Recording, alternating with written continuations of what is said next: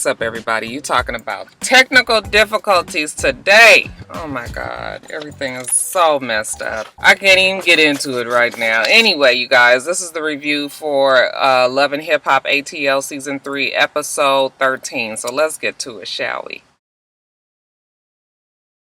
I gotta stay very unanimated today because I don't have any gas in my car. I need to save my gas, which means I don't have my car running, which means I don't have my air on, which means that it's hot in this fucking car. So, yeah, again, real even keel today. First, Kalina. Okay, you guys, Kalina is in the studio and she's working on her CD. Actually, you guys, I was listening to Dirty Money CD the other day and that shit jams. Okay, I don't care what anybody says. Puffy and Don and Kalina need to get back together and make another album because, you know, between her antics on this fucking show, okay, Don's, okay, that shit with Danity Kane is not fixing to jump off like they wanted to. And Puffy in this never-ending, you know, quest to stay young and rapping with all these young-ass rappers and everything. I just think that them three together, it was so good. Why can't we get them three back together? But anyways, Kalina is sitting and talking to Rashida and telling her about all that's gone down. Okay, she sent Ashley's ass home because she realized that she was losing focus and she needs to start putting her marriage first, her family first, her career first, and, you know, stop with all the bullshit. She's ready to get this shit done, except for one thing. She's pregnant. And I was like, who the fucking daddy? Okay, Tony is super pussy. Are we gonna have a little Ashlina? Are we gonna have a little Kaloni? She's nervous about telling Tony that she's pregnant because I guess last time she got pregnant with the first kid, Tony cut up the serious fool and cheated and wasn't there for her or whatever. So she's not sure if he's going to take to the same idea again. And Rashida was like, listen, girl, everybody does this. You can do it too. It's nothing that millions of other people who are trying to work on the album and everything else have done. So, you know, you're going to be all right, but you need to let him know. Okay. And she does let him know. And he's okay with it. So, you know, I guess that's that. Okay. I guess they're going to try to get their little 7-year-old boy back down there and it'll be all four of one big happy family. And, I guess Kalina's going to be probably a regular on the show next season. I like her. I just, you know, all that threesome shit was getting on my nerves, but I like her. I think she would be a cool little addition. Her and Tony's little storyline is a little too manufactured, though. I need somebody either better acting or, you know, I need, you know, something a little bit more believable. But, like I said, they having a baby, y'all. Alright, you guys, Scrappy, he sets up something real romantical by the waterfalls. And y'all know me. my OCD kicked in and I was looking like, ooh. I would have fucked up that whole little moment for him because y'all, I ain't fixing to get my ass on no damn grass on this little bitty square, and he had the food out there, and I was just like, oh, I'm just sure it was just bugs and shit. It is some serious bugs out here in Atlanta, okay? Shit that you did not know the good Lord Jesus even made. Yeah, I ain't one for nature. I'm sorry. I just can't do it. Shit, when I take my dog out to go use the bathroom, I try not to even stare at the fucking grass too long. Because really, if you stare at the grass for any length of time, that shit moving. There's all kind of things just going through the grass. I just try to take the dog out, look at the dog, and go back in the house. But anyway, got off subject. So yeah, he's trying to set this whole thing up because he's in love with the Bams, y'all. He done finally figured it out. Bambi comes on down there, and I really feel like Bambi was feeling exactly how I was, but she was trying not to fuck it up for him, you know, because he was so proud of himself, okay? He had then got his chocolate-covered strawberries and his roses. Talking about smell them. Nigga, I know what the fuck a rose smell like. Shit. But we ain't gonna ruin it for Scrappy, okay? Good for him with his little country ass. To make a long story short, you guys, he gives her a ring, okay? And she was just like, oh, so exactly what does this mean? And he was just like, well, you know what I'm saying? You know, it's a friendship ring, you know what I'm saying? You know, I'm gonna be your friend forever, you know what I'm saying? And that I love you, and, you know, I'm always gonna be here, whatever he said. Listen, I'm not even gonna say nothing other than I hope he's serious. He meets later on with his mama D. And he lets Mama D know that he got the Bams a ring. Okay, Mama D was like, "You did what?" Without my permission? And y'all, she was very serious about that. She started up with the shit about how she ain't gonna be tolerating nobody to dethrone her. And I was just like, okay, enough of the fucking castle, queen, prince, princess. I've had enough of it. Okay, fucking 3 seasons of it. Yeah, we over it. Okay, but whatever. He tells her, you know what, it's not an engagement ring or anything. It's just a friendship ring. And she was just like, oh, so Erica Pinkett is not in it either? Y'all, I found out her name is really Erica Pinkett. I thought the bitch name was Erica Pinky. And he was just like, no, you know, I guess the friend that he is with Erica Pinky doesn't require a ring. Because we already know that nigga ain't got rid of her. I guess I hope he did. I'm not gonna. Look, I like Scrappy. Scrappy just has a weakness for women, okay? He loves them all, okay? Skeezers, hoe bags, and the like. Again, all I'm gonna say is he told his mom, and, you know, he ain't got no choice but to respect it, she says. And, like I said, let's hope he's serious.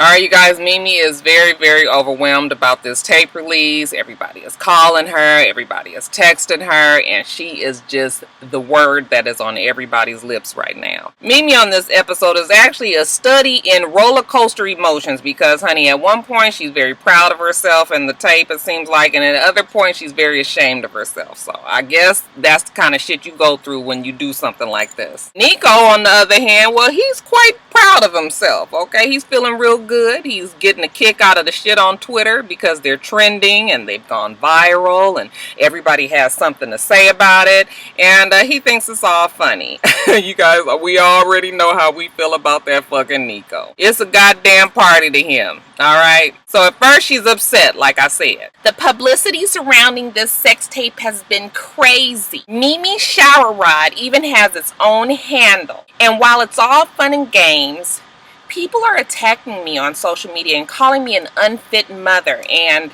I just don't know what to do with all this. Then she goes from feeling like that to giggling with Nico about the fact that, you know, she was swinging from the shower rods. And so, you know, you just don't really know how to feel about Mimi. So after Nico gets to telling her about Jocelyn tweeting the fact that, you know, there was granny porn and that she was a 45-year-old lady and whatever, Mimi was just like, well, whatever, okay, I found out from Jocelyn exactly not how to handle this shit. She got all her ass and puss out all for the whole world to see, ain't got a red cent for it. So at least I got paid for mine. So I guess score 1 for Mimi. She's feeling herself so much that when she goes down to the offices of Hip Hop Weekly magazine to discuss the cover with Benzino, the bitch lose her fucking mind. I'm just like, slow your roll, Mimi.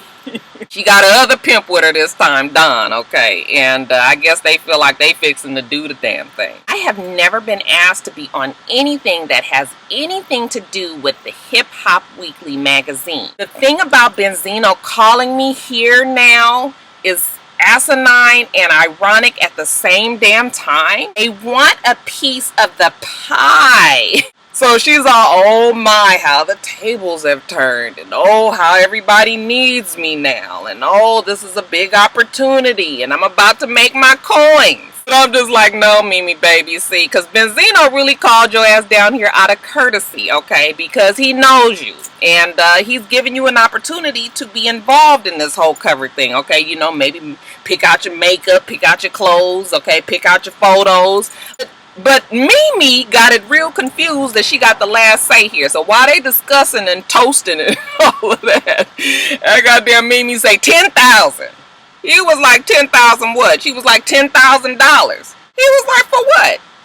She was like, to be on the cover. He was like, oh, baby, we don't pay to be on covers. You see all these people on this wall here? They ain't none of them paid. I ain't paid none of them to be on the cover, okay? Mimi, she starts to try to throw her weight around and saying how, you know, she's not gonna do it if he don't give her the money. He was like, listen, baby, let me explain something to you real fast. You are a public figure, and I don't have to ask for nothing. I can grab a picture off of anywhere that I want to and put the shit on there, and ain't nothing you can do about it. It is freedom of press, baby, okay? And Benzino know what he's talking about. You guys remember he used to have the Source magazine, okay? So, you know, we all shits and giggles about Benzino and No Neck and him tripping without thee and all of that, but the nigga is a businessman, and he did run a magazine for some time, okay? So, Yeah, Mimi, baby, you don't really know what you talking about here. So she was just like, well, I got lawyers and I will sue. And he was just like, well, you can try to do that and you ain't really gonna be successful. Okay, I tell you what, I will put you on this cover with or without your consent, you know. So she was just like, oh, so you're gonna do that if I don't sign, you still gonna do it? Okay, well, you can talk to my lawyers. All right. We talk all day, talk sports, okay, talk weather, whatever, but bitch, you's going on this cover. So yeah, Mimi, baby, you know that one point that I gave Mimi earlier, we gon' we gonna take that back.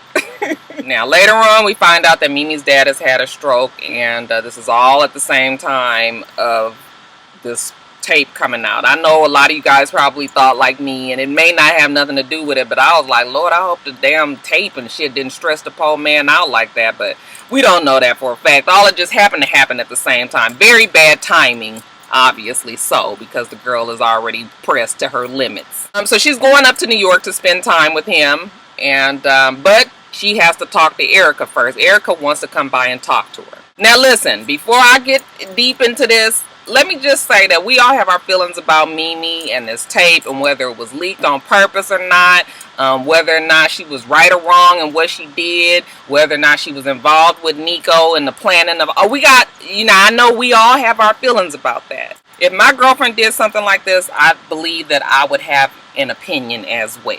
But my whole thing is this, okay? First the fuck all, I am grown. I pays every motherfucking bill in this goddamn house. I take care of my goddamn baby, and I take care of myself. I don't ask nobody for shit. And that means your motherfucking advice too. Okay, so I don't want you to ever think that you're gonna come over into my goddamn house and sit here and fuss and reprimand me for something that I decided to do. I make all the goddamn decisions for Mimi Faust. I want to know, when exactly was it that Erica became her mama? Talking about some shit like Mimi talked to me because what I saw, I didn't like, I didn't appreciate, I was hurt, disgusted, disappointed. You know what, baby? Let me make it easy for you. What you need to do is take that hurt and disappointment and disgust and all of that and wrap that shit up real tight in the bowl, okay? And get your motherfucking ass up out my house. Anybody asked you what the fuck you was feeling? This wasn't no personal assault on no goddamn Erica Dixon. Had shit to do with you. Okay, so why are you so this fucking upset about it? Shit, I just met your motherfucking ass 2 years ago. You ain't even no damn friend that I got to be feeling like I gotta even answer to. I got all kind of shit going on. I'm fucking stressed out. My man is running me crazy. My dad is sick, and then you come up here with this bullshit? I don't need you questioning me ever. Okay, how about you sit here and say, you know what, I don't like it, I don't understand it, but I'm gonna support you, okay? How about not saying shit? Because I know I didn't ask you. Because I'm telling you guys, listen, that type of approach ain't never gonna work with Roxanne, okay? Never.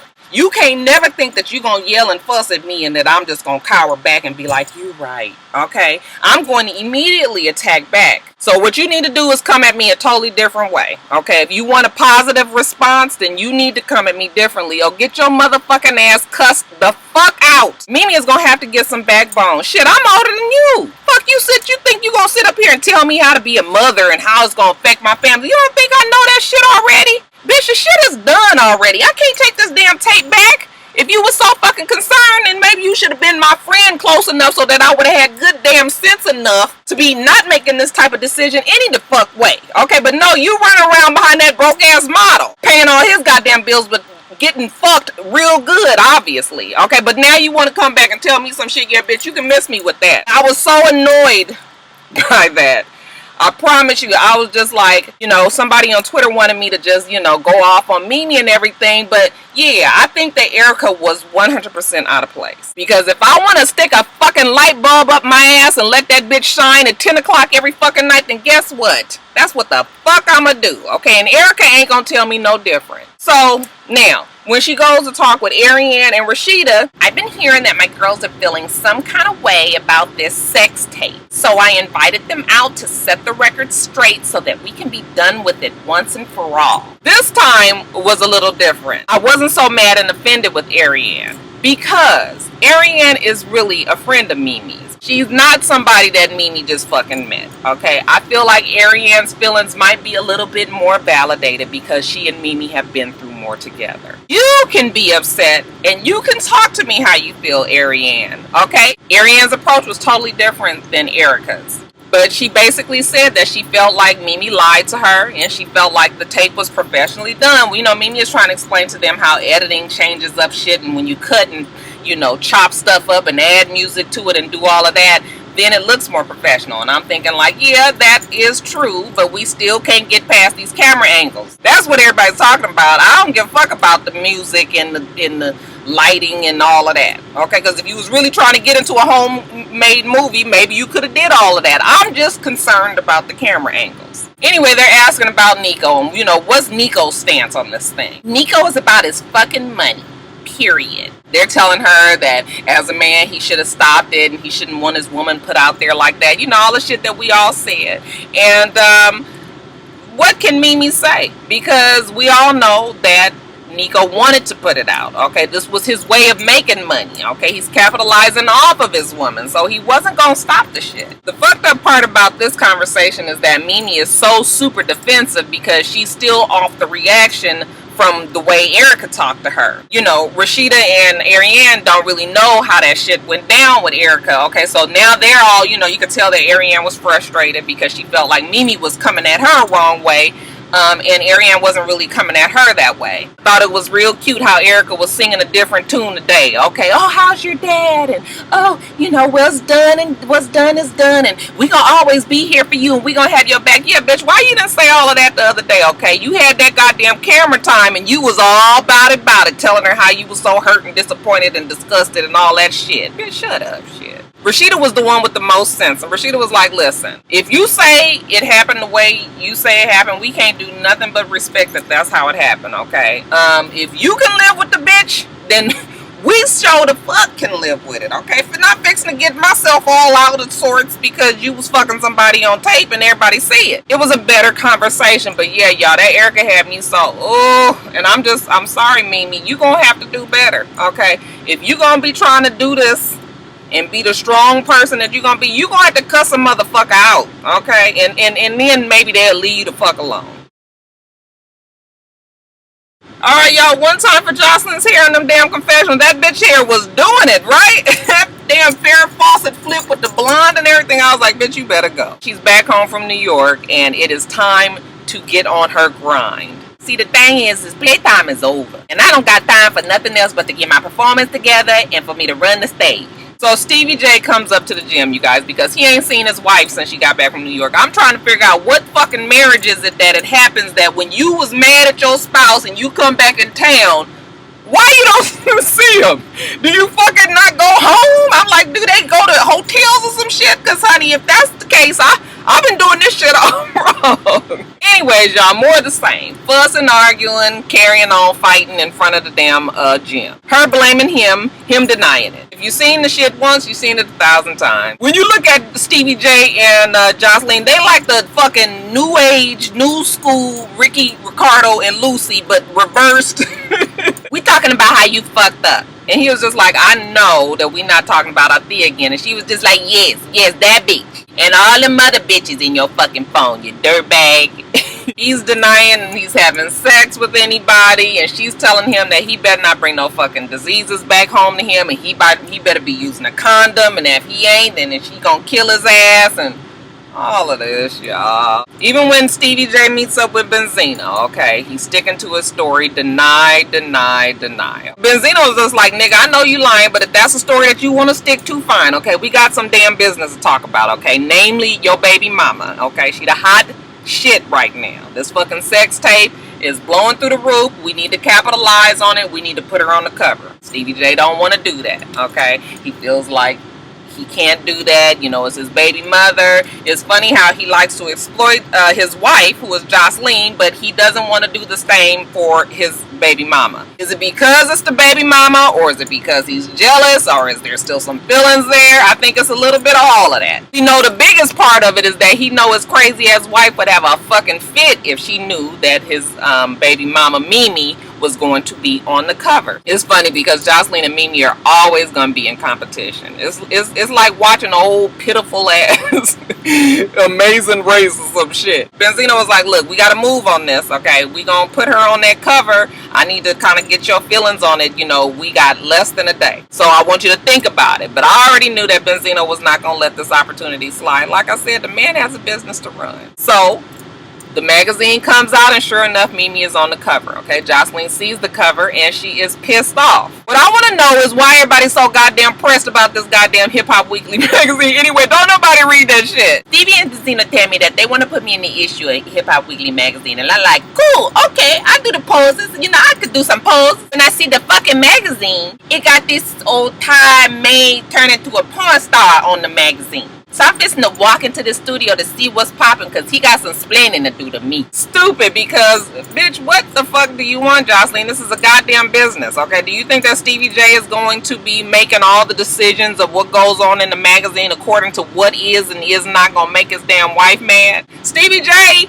truth be told, that nigga is probably just there in name only. We know he don't even have any fucking money to be running this magazine. Benzino let him come in, okay, because it was a cute little storyline, and that's it. Stevie J is trying to tell her that he didn't know that Mimi was on the cover. Stevie must really think that I'm stupid. As a partner of this magazine, you mean to tell me that you don't know who the fuck is going on this cover? That's some bullshit, Stevie.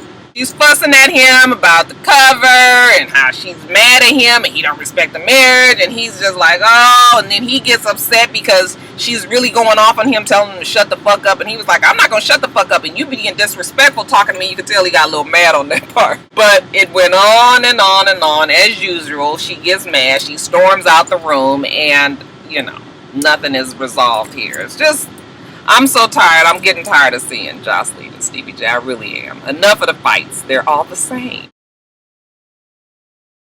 Alright, you guys, that's it. Remember to rate, comment, and subscribe to the channel. I'm Itsrox. The channel is for Itsrox, and everything else I do will be in the bottom bar. Alright? So I hope that you have a wonderful, wonderful rest of your day, and I plan on doing the same. Until next time, Roxstars. Bye.